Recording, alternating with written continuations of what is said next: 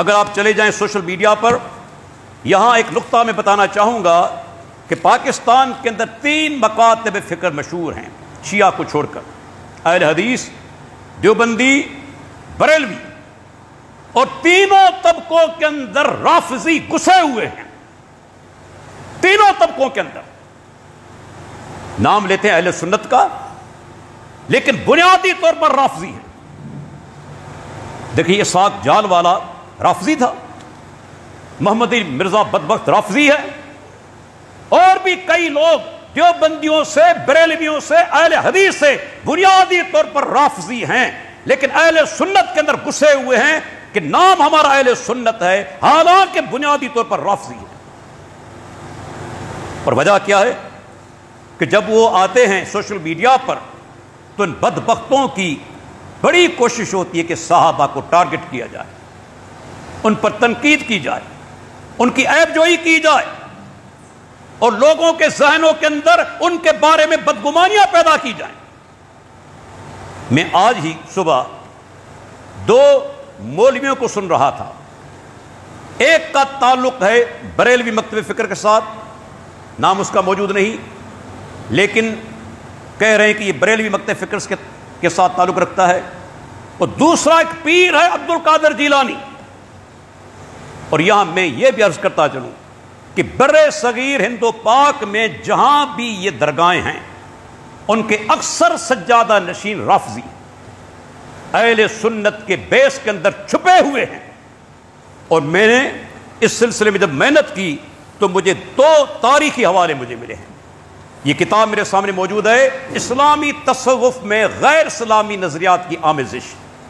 اس کے مصنف ہیں پروفیسر یوسف سلیم چشتی، اور کئی سال پہلے انہوں نے جو کہا آج وہ چیز بالکل عیاں ہو کر سامنے آ چکی ہے۔ صفحہ نمبر 64 وہ لکھتے ہیں، پاکستان کے اکثر و بیشتر سنی بزرگوں کے مداروں کے سجادہ نشین اور متولی مذہب امامیہ اختیار کر چکے ہیں، انہیں شیعہ ہو چکے ہیں، اور اپنے بزرگوں کے جاہل عقیدت مندوں سے یہ کہتے ہیں کہ یہ حضرات بھی امامیہ مذہبی کے پیروکار تھے۔ کیا طرف تماشا ہے، صاحب مزار سنی تھا، لیکن آج اس کا سجادہ نشین یا متولی شیعہ ہے۔ لا ریب یہ اسی طریقہ کار کا ثمر شیریں ہے جو اس جماعت نے، یعنی شیعہ نے، جو اس جماعت نے 1000 برس سے اختیار کر کے رکھا ہے کہ جس طرح ہو سکے صوفیوں کو مسلک امامیہ کا پیرو ثابت کر دو تاکہ عوام بھی اپنے پیشواؤں کے مذہب کی طرف مائل ہو سکے۔ 64 نمبر صفحہ پروفیسر یوسف سلیم چشتی، کتنی واضح بات انہوں نے لکھی ہے کہ درگاہوں کے سجادہ نشین عام طور پر یہ شیعہ ہیں، گھسے ہوئے ہیں اہل سنت کے اندر، اہل سنت کے بیس کے اندر، اور آگے انہوں نے نام لی ہیں۔ 109 نمبر صفحہ پر انہوں نے نام لیے ہیں کون کون سی درگاہیں جہاں کے سجادہ نشین بنیادی طور پر رافضی ہیں، بنیادی طور پر رافضی ہیں۔ نام لیتے ہیں حیدرآباد دکن، اورنگ آباد، بریلی، بدایوں، دلی، اجمیر، آگے لاہور، پاک پتن، ملتان، اچ جلال پور پیروالا، سیون، بٹ شاہ، اکثر مزارات سبائیت اور باطنیت کے فروغ و شیوع کے مرکز بن گئے ہیں۔ اللہ اکبر! آج کوئی شک ہے بٹ شاہ کے جو بھی ہیں سجادہ نشین یا قلندر کے جو سجادہ نشین ہیں وہ شیعہ ہیں پکے؟ بلکہ آپ نے نوٹ کیا ہوگا اگر آپ اپنا ذہن کھلا رکھیں، ابھی اجمیر کے سجادہ نشین نے سیدنا معاویہ رضی اللہ عنہ کو گالیاں دی ہیں، اس بدبخت نے برا بلا کہا ہے، لعنتیں بھیجی ہیں۔ کیا کوئی شک ہے؟ یہ آج سے کئی سال پہلے پروفیسر یوسف سلیم چشتی صاحب نے نقاب کشائی کی، حقائق سے پردہ اٹھا دیا کہ یہ سجادہ نشین جو بیٹھے ہوئے ہیں درگاہوں پر یہ اندرون خانہ رافضی اور لوگوں کو شیعہ بنا رہے ہیں، اور یہی وجہ ہے کہ یہ سجادہ نشین صحابہ کرام پر حملہ کرتے ہیں۔ آج ہی میں نے کلپ سنا، ایک پیر ہے جس کا نام ہے پیر عبد القادر جیلانی، چلے جائیں آپ فیس بک پر یا یوٹیوب پر لکھیں پیر عبد القادر جیلانی وہ اپنے آپ کو کہتا ہے کہ میں سنی ہوں، لیکن اس ظالم نے صحابہ کرام رضی اللہ عنہم اور سیدنا ابو بکر صدیق رضی اللہ عنہ پر حملہ کیا۔ بار بار یہ کہتا ہے کہ صحابہ کرام میدان احد کے اندر تمام صحابہ اللہ کے نبی کو چھوڑ کر بھاگ گئے، نعوذ باللہ سیدنا ابو بکر صدیق بھی بھاگ گئے۔ لعنت اللہ علی الکاذبین، میں یہی کہوں گا، صحیح بخاری کی روایات موجود ہیں، کسی تاریخ کی کتاب کی نہیں۔ جنگ احد کے اندر جو صحابہ کرام بھاگے تھے اس کا ثبوت ہے قرآن کے اندر بھی، حدیث کے اندر، لیکن وہ کون تھے؟ صحیح بخاری کی روایت کے الفاظ ہیں، جن کو اللہ کے نبی نے 50 تیر اندازوں کو دھرے پر مقرر کیا تھا، عبداللہ بن جبیر رضی اللہ عنہ کی قیادت میں، وہ بھاگے تھے۔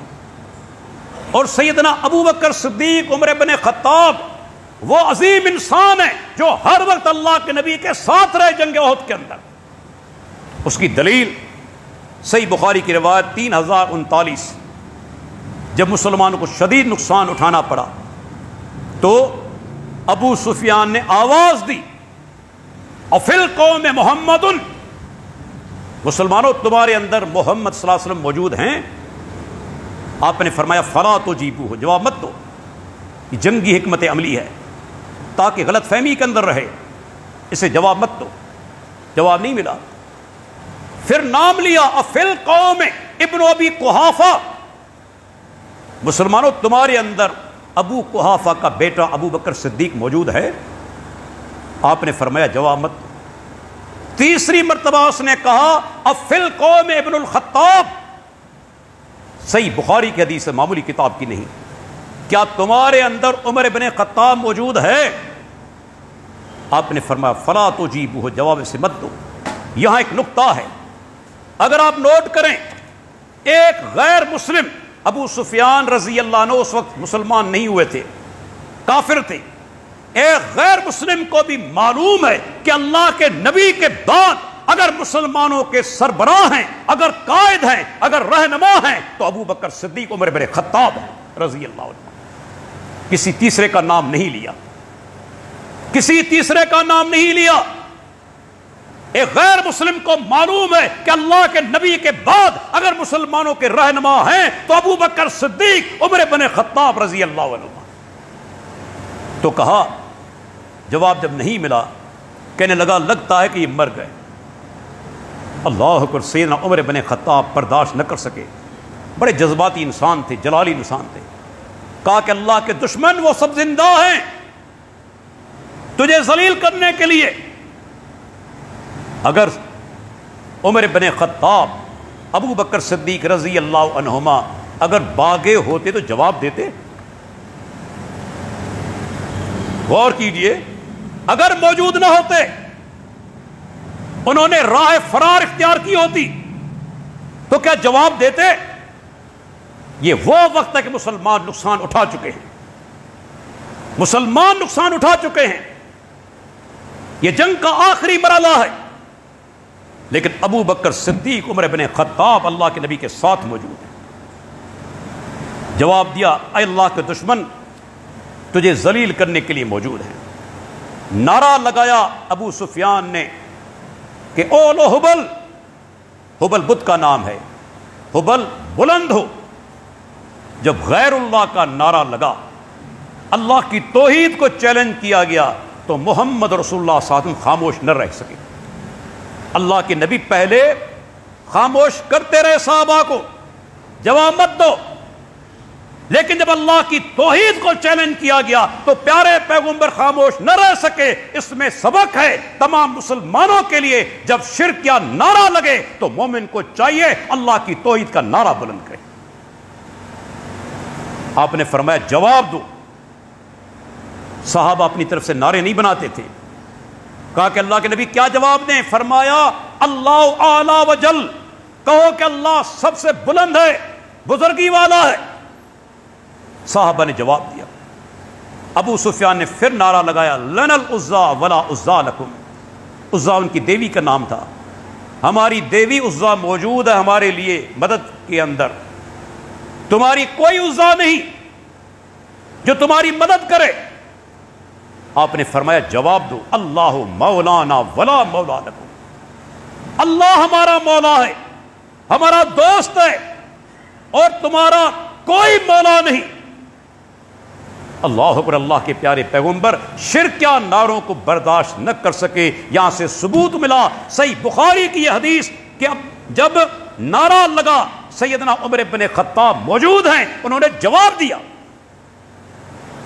سیدنا ابو بکر صدیق موجود ہیں, کہیں ثبوت نہیں کہ وہ میدان چھوڑ کر بھاگ گئے ہوں. اس پیر نے آگے حوالہ دیا کہ فضائل صحابہ کے اندر امام احمد روایت لائے ہیں. سیدہ عائشہ کہتی ہیں کہ میرے والد نعوذ باللہ بھاگ گئے تھے, اس کے بعد سب سے پہلے لوٹ کر آئے. کوئی اس کا ثبوت نہیں. اس پیر کو میں چیلنج کرتا ہوں کہ یہ روایت مجھے ثابت کر کے دکھا دے. لوگوں کو بے وقوف بنانا, صحابہ پر حملہ کرنا اور بے بنیاد روایات, ضعیف روایات پیش کرنا, یہ کسی مومن کا کام نہیں. کیا تمہاری نظروں کے اندر یہ بخاری کی روایت نہیں آئی؟ کیا تو نے بخاری کی روایت کو نہیں دیکھا؟ یہ پیر بھی رافضی ہیں, رافضیت کے لباس میں چھپے ہوئے نام لیتے ہیں سنت کا. اللہ اکبر. اور یہاں یہ بھی عرض کرتا چلوں کہ سیدنا عمر بن خطاب رضی اللہ عنہ اور سیدنا ابو بکر صدیق رضی اللہ عنہ تو وہ عظیم صحابہ ہیں جو جنگ حنین کے اندر بھی جب بعض نوجوان صحابہ اپنی جگہ سے ہٹ گئے تھے, افراتفری کا شکار ہو گئے تھے, بھاگ نہیں گئے تھے. بھاگنے کے معنی کیا ہے کہ مجھے واپس نہیں آنا. میدان کو چھوڑ کر آدمی بھاگ جائے, نیت یہ ہے کہ مجھے واپس نہیں آنا, لیکن اگر اپنی جگہ سے ہٹ جائے, وہی موجود ہو, اسے بھاگنا نہیں کہتے. اسی وجہ سے صحیح مسلم کے الفاظ ہیں, جب سیدنا عباس نے یہ آواز دی کہ تم لوٹ کر آ جاؤ اے درخت والو, تو انہوں نے کہا لبیک لبیک ہم موجود ہیں. اگر بھاگ چکے ہوتے تو لبیک لبیک کس طرح کہتے؟ سوچنے کی بات ہے. اگر فرار ہو چکے ہوتے میدان جنگ سے تو کس طرح کہتے کہ لبیک لبیک ہم موجود ہیں, حاضر ہیں. بلکہ آپ کو یہ بھی بتاتا چلوں کہ صحیح مسلم کے الفاظ ہیں, اللہ اکبر, 23 نمبر جلد, کہ 100 کے قریب صحابہ ایسے تھے جو جنگ حنین کے اندر اللہ کے نبی کے ارد گرد موجود رہے. ان میں ابو بکر صدیق کا نام بھی ہے, عمر بن خطاب رضی اللہ عنہ کا نام بھی ہے, باقاعدہ نام ہے. کیا ان پیروں کے نظروں کے سامنے احادیث نہیں پہنچی جو لوگوں کو گمراہ کرتے ہیں؟ اصل میں یہ وہ لوگ ہیں جو میں پہلے عرض کر چکا ہوں, رافضی ہیں, لیکن اہل سنت کے لباس کے اندر چھپے ہوئے تقیہ کر کے.